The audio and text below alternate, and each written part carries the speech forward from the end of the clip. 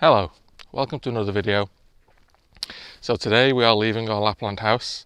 However, we are not going straight back to the south of Finland. We've got a holiday cottage rented around, I think it's about 200 kilometers away in a village called Saariselkä. It's a very nice, picturesque, like winter resort village.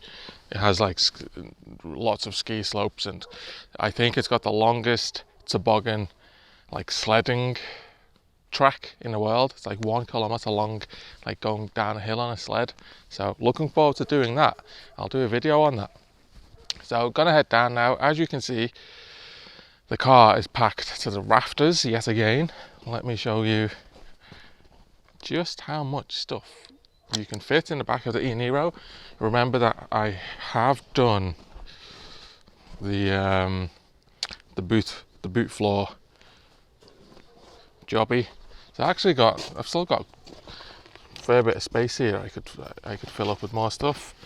So you got one big suitcase, a medium-sized suitcase. I think that's classed as a carry-on, but it's pretty big. My carry-on bag. So you can get 3 or 4 actual big suitcases in here, but then not much else.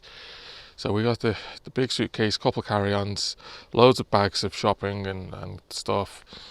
A cool, like a refrigerator bag with food in it and stuff. So it's pretty heavy. Oh yeah, keynote. This is why we don't have rear facing speed cameras in Finland. Because literally no one, that's solid ice.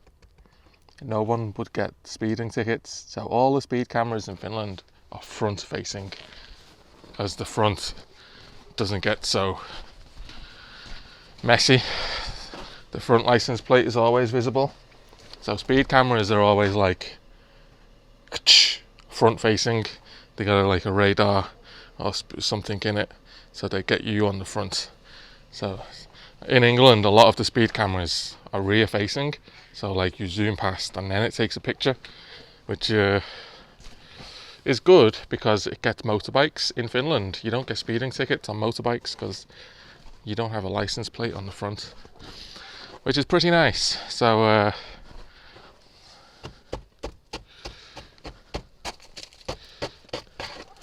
there you go.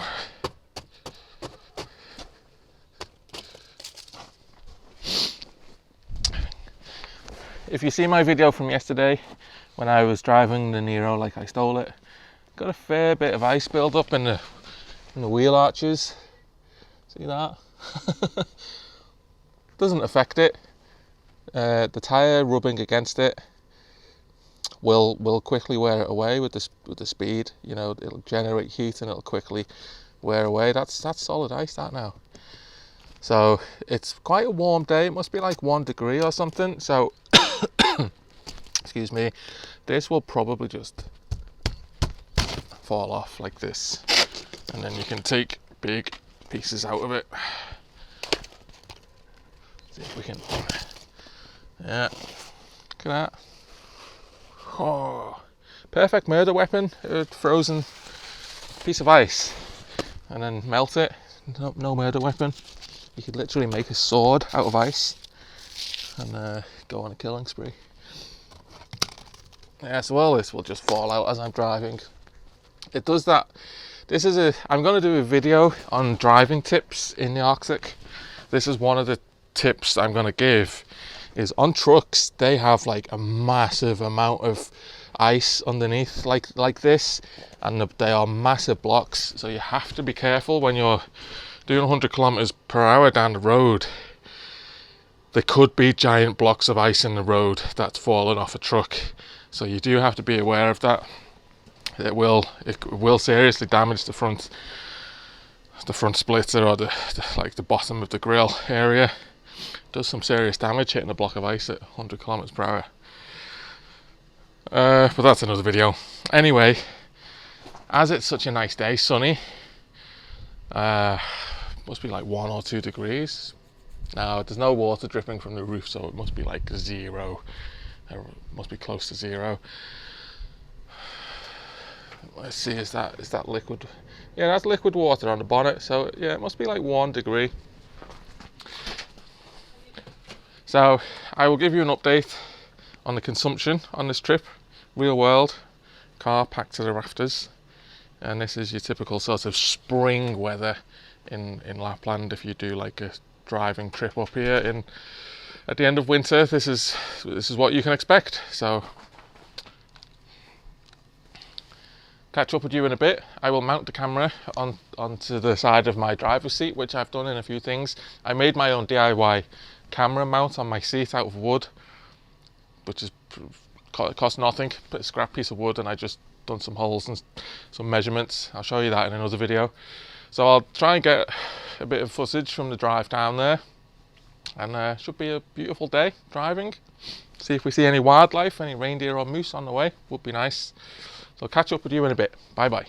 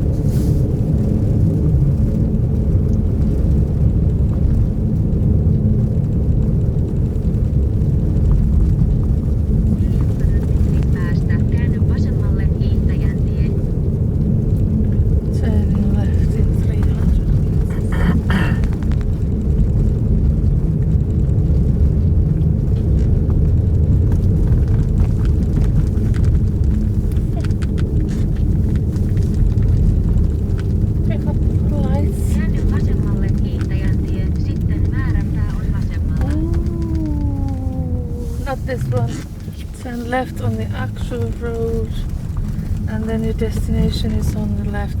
It's 1AA.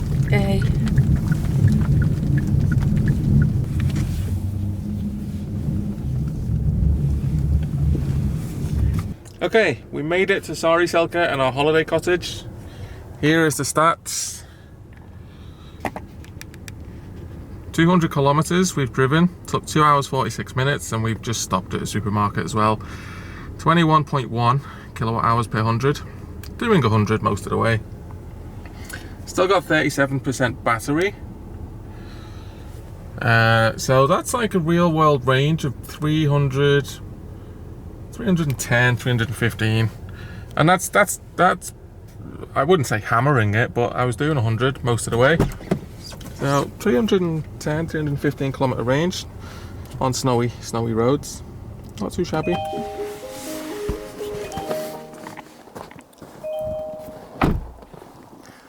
Here's the cottage.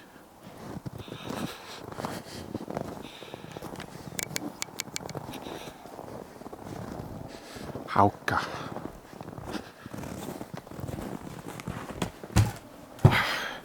There's the e-niro, done well. Good job, e-niro.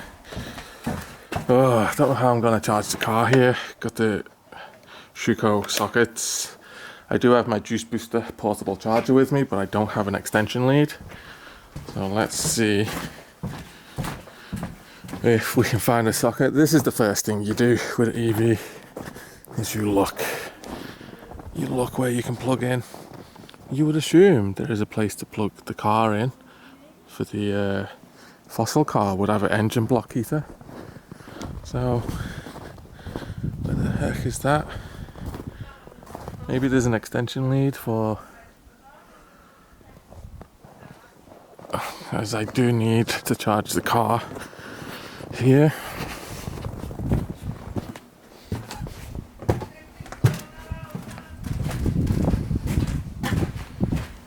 Hopefully there's an extension lead. Yes, great. We are cooking on gas. So I'll plug that extension lead into this socket, run it over the terrace, and then I'll plug the juice booster in, and I will charge on 2.1 kilowatts. And we're here for a couple days, so that's all I need. So let's put it on charge now. It's always nice to put it on charge already. So this is how you roll when you get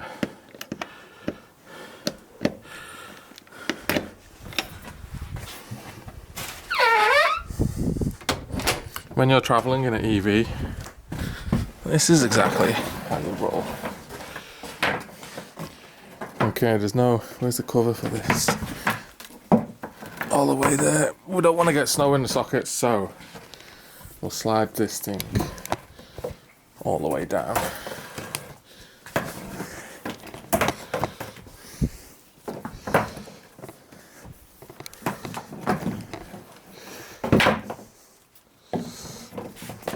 There you go.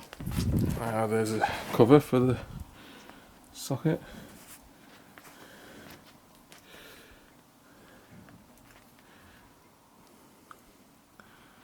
Which way does it go, man?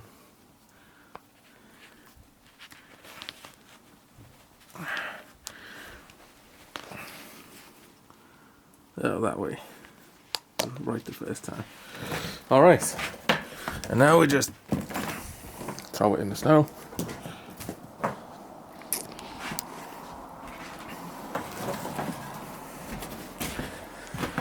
Yes, this cable is in the way a little bit, but what can you do?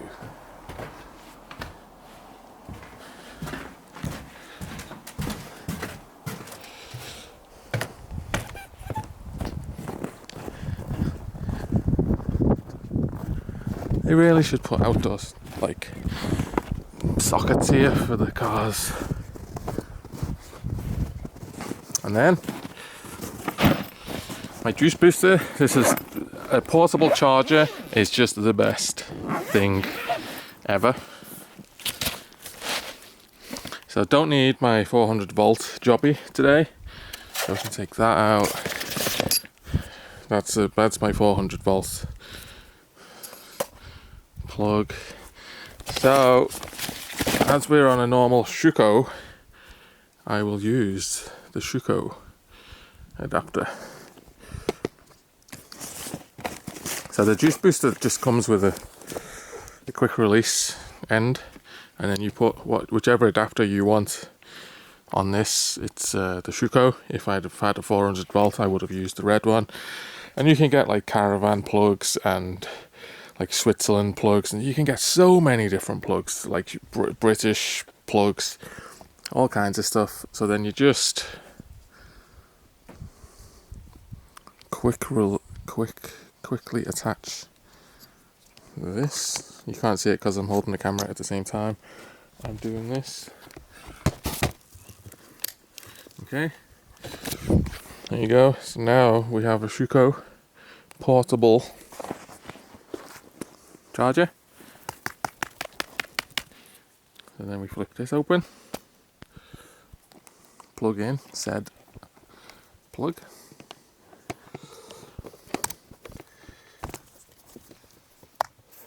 There you go. And you just lash that in the snow. So then I was on 16 amps. I was plugged in at the house, the winter house. I was plugged in and I was on 16 amps, 400 volts. So now it's auto detected 13 amps, but that's a little bit much to have a car continuously charging 13 amps. It's just a little bit high on the electricity cables, although this being a new Cottage, I'm sure it could handle it. But I normally charge at either 10 or 8. If it's an old house, I will charge on 8 amps. If it's a newer house, I will charge at 10 amps. So you just press select to change the amps. 10, yep. That's good. And then just plug in.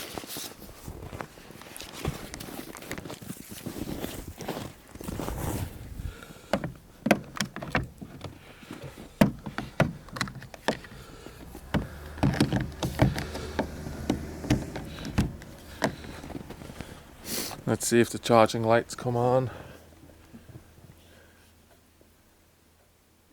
Yep, charging. And it will show on this. Let's make a nice little hole in the snow for this. So that means it's charging. And it's simple as that. Now I just leave it for 2 days. And then when we have to drive to Rovaniemi, I'll be at 100%. The car will be at 100%. Put the juice booster case back in the car.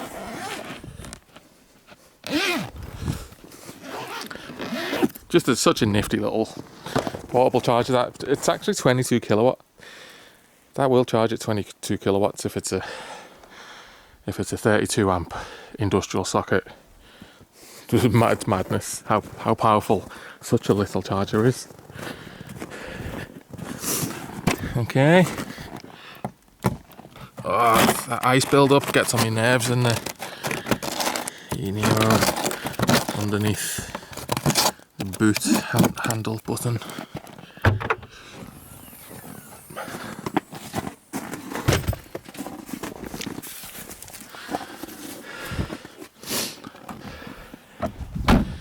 And that's that. Let's see how long it says it's going to take to charge on the dash. 29 hours. 29 hours. Well, we're here for like 48, so that's plenty. Okay, a quick tour of the cottage. Nice view.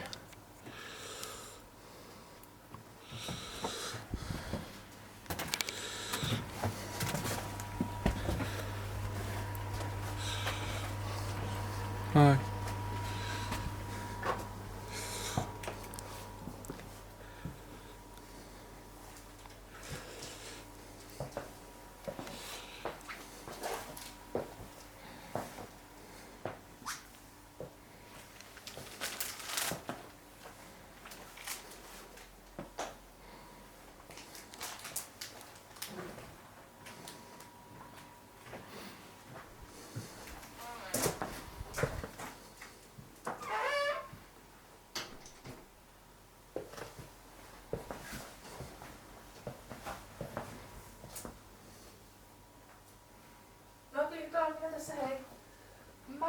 mitään kylpylästä kysellyt, että onko teillä jotain ihmismäärän rajoituksia siellä tai...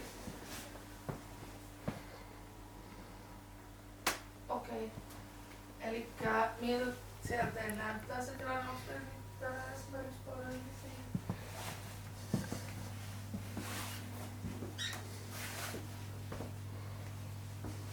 Okei. No, kiva tehdä näin, että tulee olemaan. Wash it and dry it. My back terrace. Nice. Sauna.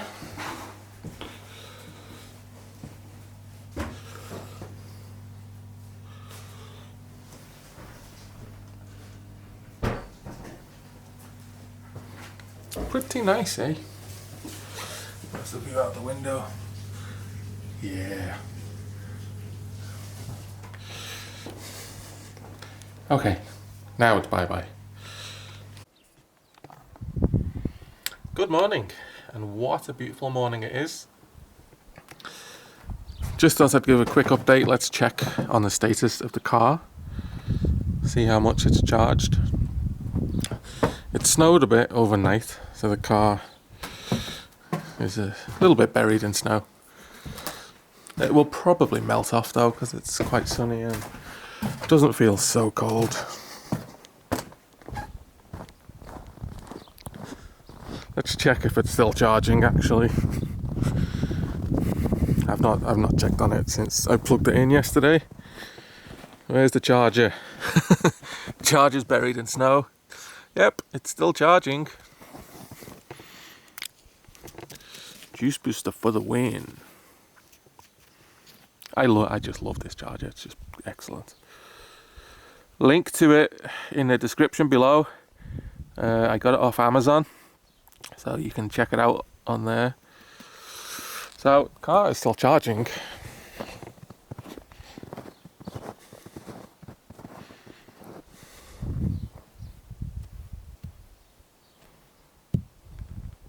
Hi. Keys, keys, keys, keys, keys.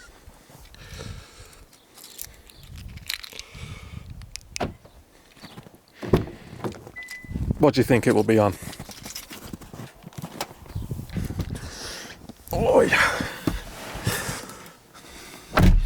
70 something. Let's turn it on and see.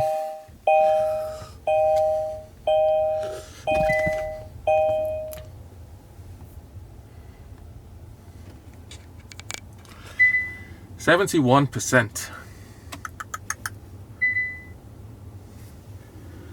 Yep, still charging at 2.1 kilowatts, 13 hours. So around about midnight, it's gonna be 100%. We don't leave till like midday tomorrow, so this is fine. I know watching this, you're gonna be like, oh my god, that's slow charging. However, if you go to a holiday cottage, you know, you don't use the car much, so this is okay. There's no big deal. Would I like faster charging? Yes, I would. If it had the industrial socket, or there is actually in this village of Saariselkä, there is a Type 2 charger. So I could charge at 11 kilowatts on a Type 2 charger, but it's a good few kilometres away. Like, it would be a long walk back if I took the car there and left it there to charge for a few hours. It's a fair old walk back, so I don't really need to. This will be 100% tomorrow when we set off. Let's check the distance to Rovaniemi train station. Cancel route. I didn't even know there was a route.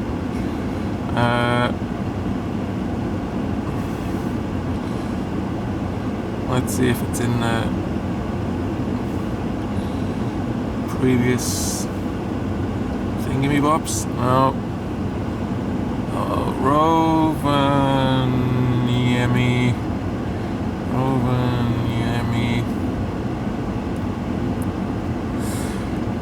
And train station is Rautatieasema. Yep. Rautatieasema.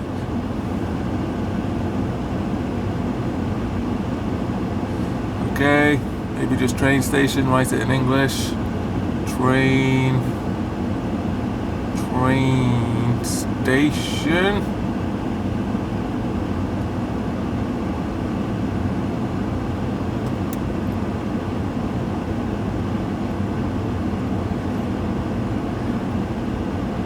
That is a train station in 2,000 kilometers away. Where the flip is that? In England? No. What is the problem with Rovaniemi train station? Rovaniemi, let's write it and finish then. Rovaniemi Rautatieasema. Okay.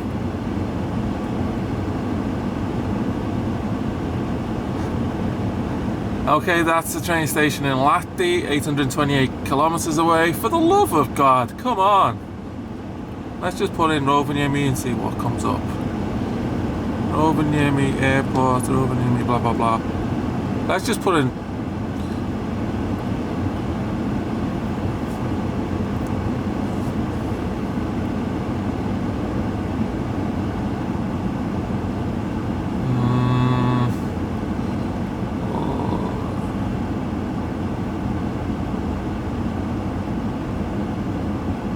Okay, so there's the train station. It just comes up as Rovaniemi.